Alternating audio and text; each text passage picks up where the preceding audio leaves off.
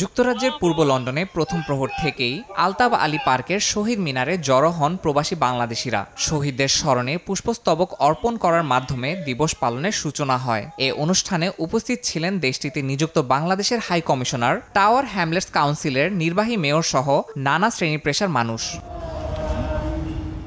ভোর থেকেই পর্তুগালের রাজধানী লিসবনের শহীদ মিনারে শ্রদ্ধা জানাতে যান বাংলাদেশিরা। বিভিন্ন সামাজিক, সাংস্কৃতিক ও রাজনৈতিক সংগঠনের ব্যানারে ফুল দেওয়া হয় শহীদ বেদিতে। যোগ দেন বিদেশি নাগরিকরাও। দক্ষিণ কোরিয়ার আনসান শহরের শহীদ মিনারে ফুল দিয়ে ভাষা শহীদদের প্রতি শ্রদ্ধা জানান বসবাসরত বাংলাদেশিরা। এ সময় উপস্থিত ছিলেন বাংলাদেশ দূতাবাসের কর্মকর্তা কর্মচারী, বিভিন্ন কমিউনিটির নেতারা। সৌদি আরবে শহীদদের সম্মানে দূতাবাস চত্বরে পতাকা অর্ধনমিত রাখা হয়। কর্মকর্তাদের নিয়ে শহীদ মিনারে ফুল দিয়ে শ্রদ্ধা জানান রাষ্ট্রদূত দেলোয়ার হোসেন। এছাড়া রিয়াদে অবস্থিত বাংলাদেশ কমিউনিটির বিভিন্ন সংগঠন ও প্রতিষ্ঠানের পক্ষ থেকেও শহীদ মিনারে ফুল দিয়ে শ্রদ্ধা জানানো হয়।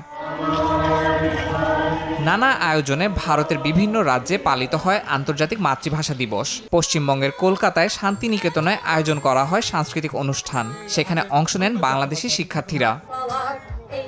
ইয়াসিন মোহাম্মদ জিসান, সময় সংবাদ।